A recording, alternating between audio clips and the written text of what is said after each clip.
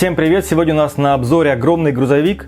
Это набор второй половины 2019 года, набор 42098 АвтоВОЗ. Это европейский АвтоВОЗ с бескапотной кабиной, двухпалубный, с прицепом. Он сразу же впечатляет размерами.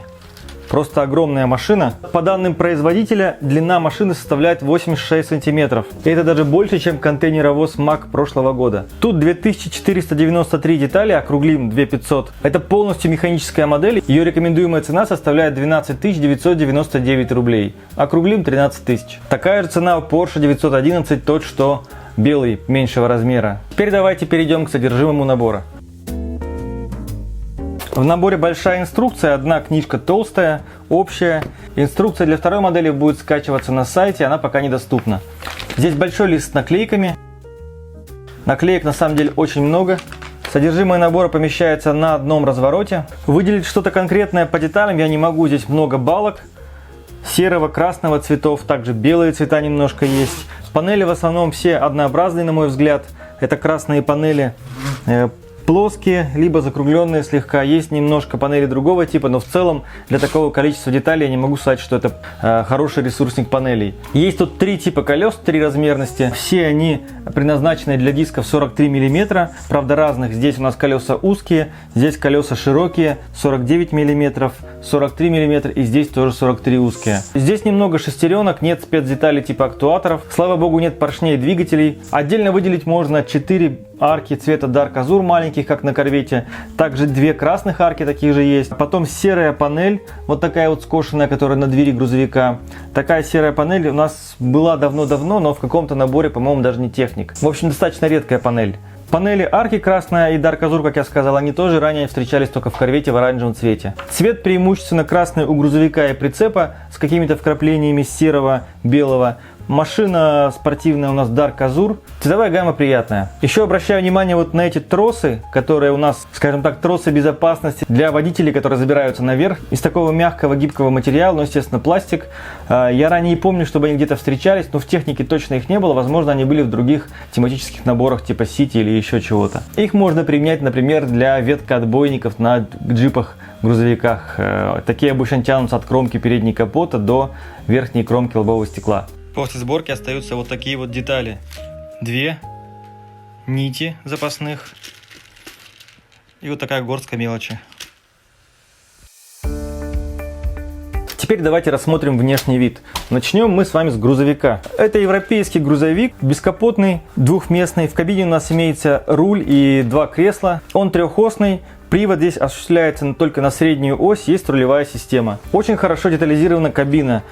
Передняя часть сделана практически целиком из техник панелей. Здесь из систем деталей только фары, очень тоже хороший приятный блок фара и снизу множество дополнительных огней, в том числе противотуманки.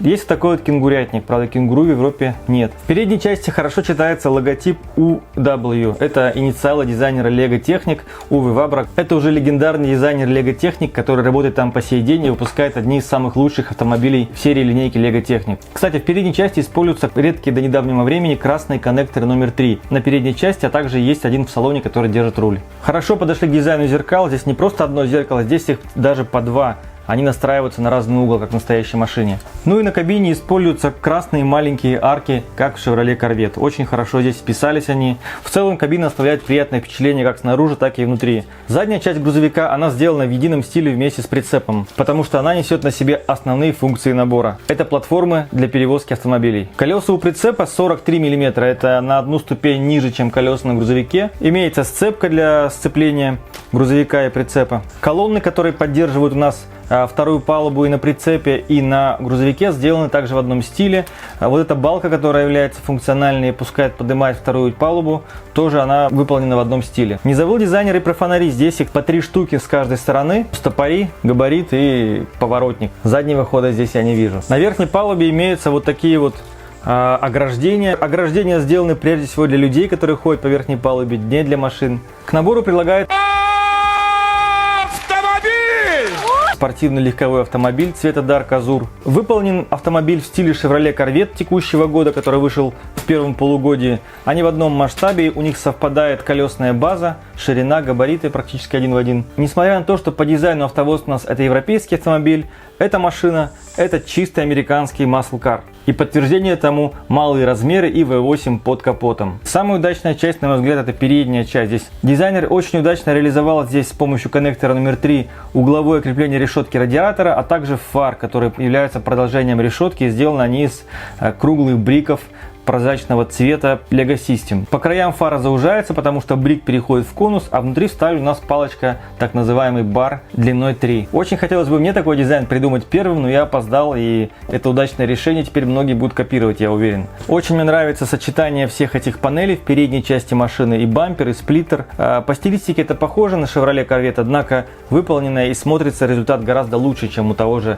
оранжевого автомобиля. Так же, как и на Corvette, здесь узкие колеса 43 мм, те же черные диски, однако они уже сделаны здесь штампованной частью наружу вместо шестиспицевого лучевого рисунка. Детали арок визуально расширяют у нас и переднюю, и заднюю часть, при этом в области дверей она заужена, и переходы плавно сглаживаются вот такими слоупами в передней и задней частях. Красиво смотрится. По бокам мы можем наблюдать вот такие вот наклейки в стиле НФС. Такие же подобные присутствуют узоры у нас и на капоте. Это еще раз напоминает нам о том, что перед нами спортивный автомобиль и, скорее всего, что-то молодежное. Двери тут также не открываются. Есть такая вот имитация ручек. Зеркала, на мой взгляд, не очень сделаны изящно. Это балки на 3, очень громоздкие. Мне кажется, комбинация из деталей Lego System была бы более изящной и выглядела бы аккуратнее. Самая спорная часть это задняя часть. Она очень пухлая, очень сглаженная, никакой агрессии не несет, в отличие от передней части. Хотелось бы увидеть здесь какой-то аэродинамический бампер, сплиттер. Эти фары затекают на верхнюю часть багажника, тоже смотрится не очень уместно на подобной машине, как мне кажется. Еще задний свес, мне кажется, чуть-чуть коротковат, его бы немного удлинить. Два патрубка выхлопной системы могли быть металлического цвета, выглядело бы лучше, хотя и так неплохо. Ну и как на Корвете, заднюю часть, на мой взгляд, портит эта шестеренка. Я согласен, что она будет удобна для игры ребенку, но вот если на полку ставить, ее лучше, конечно, снять. И здесь она легко снимается. Крыша здесь, как и на Корвете, сделана с помощью вот таких вот изогнутых панелей, и она опять черная, хотя у нас эти панели в цвете Dark Azure уже есть. Опять у машины квадратная форма лобового стекла, никакой трапеции, никаких изгибов, смотрится грубовато. Плоскость крыши сзади доходит до самой крышки багажника, никакого заднего окна и даже имитации с помощью наклеек опять здесь нет. У переднего лобового стекла есть вот такой вот нижний бортик, он, на мой взгляд, высоковат. Это и без того сильно портит обзорность лобового стекла. Если мы посмотрим сбоку, так вообще нам покажется, что очень сильно оно завалено вниз. Если немножко удлинить стойки, то чудо смотрится уже по-другому и даже очень похоже на силуэт 911. Но так делать здесь нельзя. Позже расскажу почему. Как и в случае с Корветом, внутри есть небольшая стоечка, которая не дает крыше прогибаться, когда на нее давит. Напомню, что в Корвете там были подголовники округлые, я к ним придрался. Здесь сделали просто центральную стойку одну, которая вот таким образом поддерживает крышу. В передней части у нас сияет вот такой вот двигатель, красная клапанная крышка, а может быть даже это не клапанная крышка, а корпус приводного нагнетателя, который, как правило, располагается сверху у подобных машин. Его еще называют нагнетатель типа Roots. Кстати, капот, несмотря на то, что он дырявый, он открывается.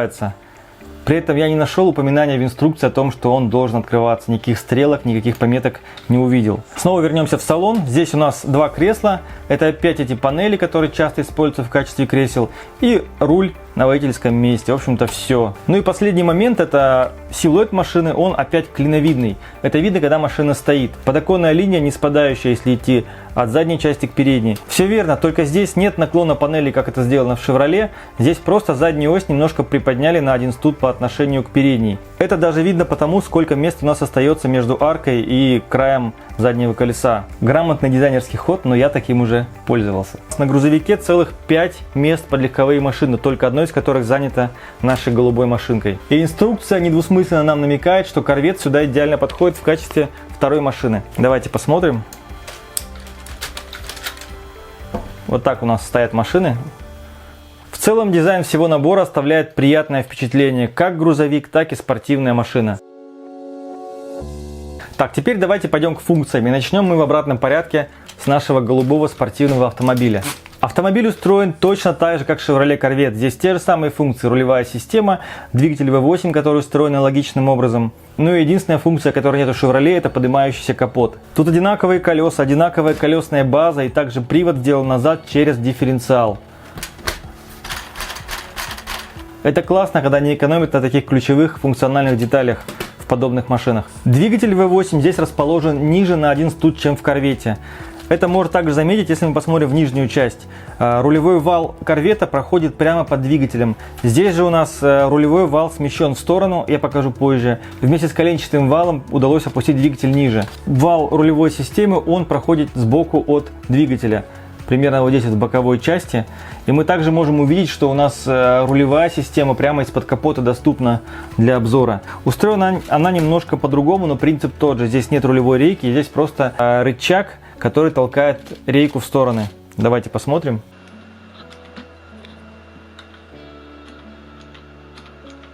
Так как вал у нас в передней части смещен в сторону от мотора, то в салоне он центруется с помощью 2 карданных валов. И опять же сзади выходит ровно посередине управляющее колесико.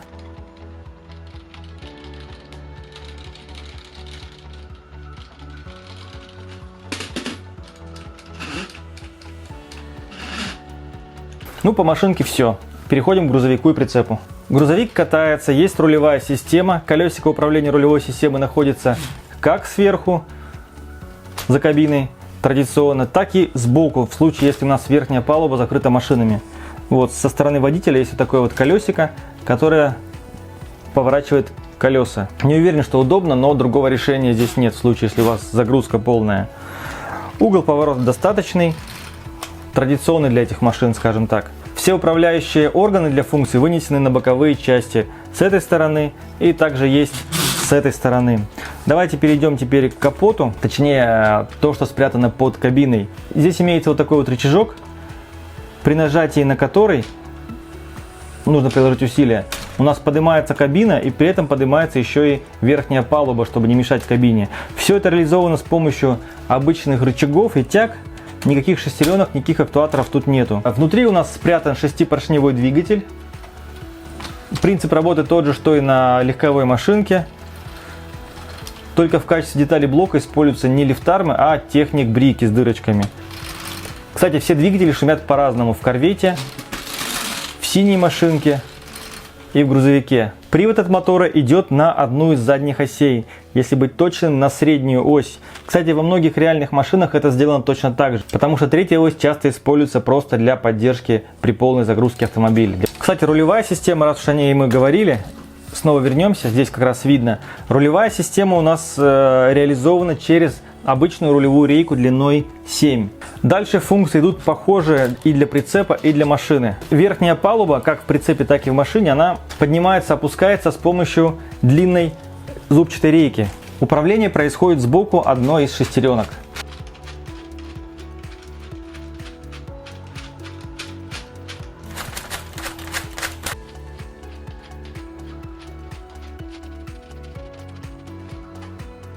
Все. Кстати, грузовик не может существовать без прицепа, потому как заезд на платформу грузовика осуществляется через прицеп. А для этого между прицепом и грузовиком есть еще 2 трапика, которые вот опускаются таким вот образом. Оп. Здесь тоже система рычагов и тяг, никаких шестеренок и актуаторов. У грузовика управляющие шестеренки находятся только с одной стороны, со стороны водителя. У прицепа же они дублируются с 2 сторон. Такой факт. Кстати, у грузовика палуба поднимается быстрее, потому как там передаточное отношение другое. Здесь не поставили большую шестеренку, потому как машина не сможет проезжать. Задние трапики. Они также опускаются с помощью системы рычагов.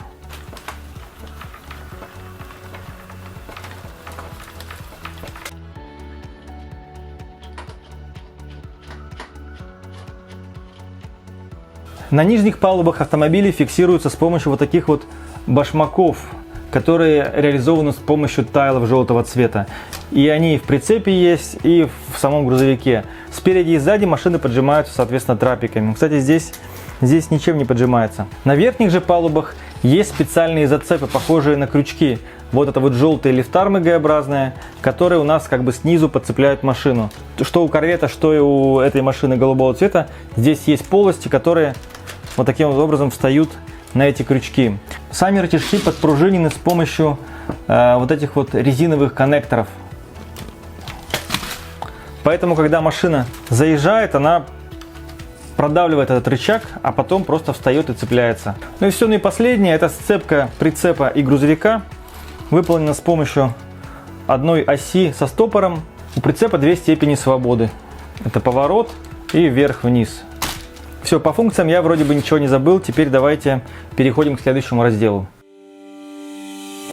Итак, грузовик у нас достаточно хорошо управляется с прицепом. Причем у прицепа у меня только одно замечание.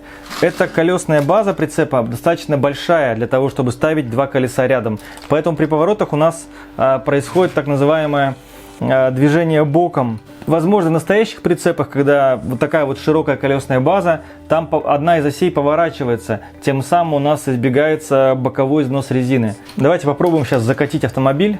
Для начала нам нужно опустить трапики.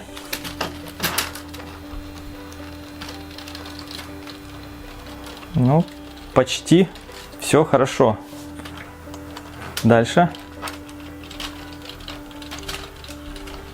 Кстати, помните, я говорил вам про крышу автомобиля, что она слишком плоская, но выше поднять ее уже нельзя, потому что место, высота вот этих всех палуб, она ограничена, и снизу у нас машина еле-еле помещается, чтобы не задеть крышей. Если бы это был какой-то семейный седан, или минивэн, или внедорожник, то здесь бы он не вошел. Так, теперь корвет. Корвет давайте мы заведем... Нет, нам нужно завести на верхнюю палубу его, наверное. Еще раз отмечу, что в прицепе верхняя палуба опускается медленнее из-за другого передаточного отношения. Чик. Все, зацепилась.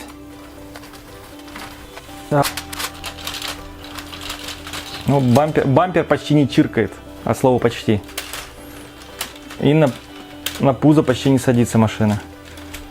Кстати, спереди не хватает ограничителя, потому что машина все-таки проскакивает мимо этого коннектора фиксирующего и может слететь вниз. Так, ну, сам набор нам как бы намекает, что машин здесь нужно больше. Ferrari Creator, она хоть и не в масштабе, но сюда она должна поместиться.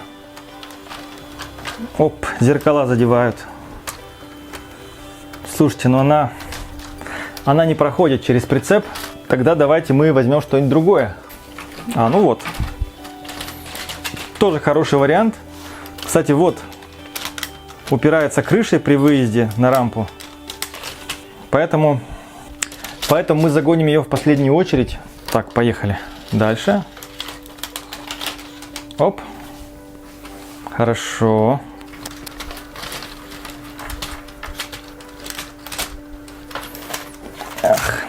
Давайте Ferrari загоним. Все, давайте теперь трапики убираем. Так, Ferrari не только широкая, она еще и длинновата сюда. Ну что ж. Ну-ка, пожарники. Пожарники тоже не влазят. Стритрейсеры загоним. И стритрейсер тоже великоват. Тогда сделаем проще. Мы с вами заполнили автовоз, и отсюда мы можем перейти к следующему этапу обзора. Это модификации. И самая желаемая модификация, которая возникает в нашей голове, когда мы видим этот набор, это заполнить все свободные места автомобилями. И когда я заполнил все места автомобилями, я увидел, что здесь места на самом деле не так много, потому что дизайнеры старались максимально ужаться, максимально сделать дешевым набор и по количеству деталей максимально сжаться, чтобы поместить сюда вот подобного размера машину. Поэтому всякая машина, которая больше как по высоте, так и по длине, у нас вот этой голубой машинки, она уже с трудом помещается, по крайней мере, на нижней палубе. Вообще, мне тема грузовиков не очень интересна, никогда не была интересна. Ни самосвалы, ни эти захваты, там, ни краны. А вот такая машина, это, мне кажется, грузовик, просто грузовик всех грузовиков. И так как я люблю больше легковые машины, то грузовик, перевозящий легковые машины, это просто must-have в моей коллекции. Я его, естественно, не разберу, и на полке будет шикарно смотреться. Возможно, даже придется когда-нибудь его удлинить, потому что количество машин, которые сюда можно поместить, для меня маловато. Ну и, конечно, вверх прокачанности будет, если вы сделаете моторизацию всех функций этого грузовика, а места здесь в шасси достаточно много, чтобы сделать моторизацию и движения, и подъема, опускания всех этих палуб. И представляете, вы делаете машину радиоуправляемую, а потом еще маленькими ДУ машинками заезжаете на палубу. Это просто будет верх крутости для данного набора. Еще одна небольшая ремарка по масштабу. Поначалу мне казалось, что грузовик немножко меньшего масштаба, чем должен быть в соответствии с размером легковой машины. Однако, если посмотреть на фотографии европейских грузовиков, то становится понятно, что там достаточно компактные грузовики, и по размеру они все-таки меньше, чем традиционные там американские те же собратья. Если же сравнить этот грузовик с другими грузовиками линейки, то мы можем видеть, что тот же Arax, он немножко великоват. Хотя в силу того, что Arax это мощный грузовик с внедорожным шасси, то он и должен быть выше. Но все-таки Arax это флагман, и тут уровень детализации повыше. Ну и все-таки, наверное, масштаб у Arax, хотя кто его знает, может они в одном масштабе на самом деле. Далее мы можем поставить вот такой вот классный набор. Это начало, не помню, 2010 или 2011 год. Тоже классный грузовик Flatbed, тоже эвакуатор. Здесь гладкая платформа, однако масштаб у этой модели, мне кажется, все-таки поменьше. Потому что если мы ставим сюда автомобиль, то он здесь по ширине одинаков с кабиной грузовика. Мне кажется, это чересчур. Поэтому делаю вывод, что этот грузовик, он не одного масштаба, а меньшего масштаба, чем наш сегодняшний обозреваемый объект. Ну и последнее, это Mack, этот классный грузовик, близкий к стилю к Model Team, Creator. Этот грузовик у нас тоже по масштабу не в одном размере с рассматриваемым сегодняшним героем. Все-таки американские грузовики это короли хайвеев, и это, как правило, просторные большие кабины. Несмотря на одинаковый размер колес, Mack в меньшем размере, чем АвтоВОЗ. Кстати, по поводу длины, Mack совсем чуть-чуть уступает нашему АвтоВОЗу. И то благодаря тому, что передняя верхняя платформа у нашего АвтоВОЗа, она выдается вперед очень сильно, дальше кабины. Вернемся мы вновь к большой коробке. Инструкция для второй модели будет доступна в интернете в ближайшее время. Так вот, вторая модель это у нас тоже АвтоВОЗ. Причем АвтоВОЗ это уже однопалубный, у которого опускающая задняя платформа. Плюс имеется прицеп, у которого тоже, судя по всему, платформа опускается для заезда-съезда. А в качестве легковых автомобилей для АвтоВОЗа это две машины. Это вот такой вот прокачанный минивэн, у которого двигатель расположен в задней части. Поднимается задняя часть, там мы видим V8, очень много выхлопных систем, классно сделано. И вторая машина это Hot Rod на базе американского какого-то ретро-автомобиля типа Chevrolet Bel Air. Здесь есть характерные задние плавники, которые говорят, что это машина где-то 60-х, 70-х годов. Название альтернативной сборки, грузовик и Show Cars, кастомные модели для шоу. И так как набор я не собирал, я не могу утверждать, но мне кажется, что это тоже классный набор для игры, так и для сборки. Ну что ж, обзор получился большим, и учитывая, что я про корвет рассказывал 20 с лишним минут, то здесь уложиться в 20 минут было сложно. Как ресурсник набор оставил не очень у меня однозначное впечатление. Все-таки платить чисто за вот эти вот арочки маленькие на голубой машине, а также красные на грузовике, только из этого покупать набор, наверное, нецелесообразно. Это все-таки 13 тысяч, даже если цена упадет, но, наверное, адекватная цена со скидкой этому набору будет 8-7 тысяч рублей. И уверен, со временем цена достигнет этой отметки. Вот тогда уже имеет смысл его брать. Как ресурсник он пригодится вам лишь только в том случае, что если у вас недостаточно балок, недостаточно панелей, а тут много панелей, напомню, вот на этих самих платформах, боковых панелей много, вот этих скругленных по низу. Много не значит, что они вам пригодятся, но разнообразием не блещет. Так вот, набор смотрится хорошо как полка, как предмет интерьера. Посмотрите, как классно здесь можно поставить машины. Если у вас свой автосервис, то это просто must-have набор. Если у вас свой автосалон, соответственно, тоже. Обалденная модель с точки зрения вау-эффекта. С точки зрения функции она достаточно простая. И в этом также ее крутость, потому как реализованы все эти подъемные механизмы без актуаторов с помощью червяков и тяг, это классно. Ну и наберитесь терпения, чтобы дождаться первых адекватных скидок на эту модель. Дальше будут оценки. Спасибо за внимание.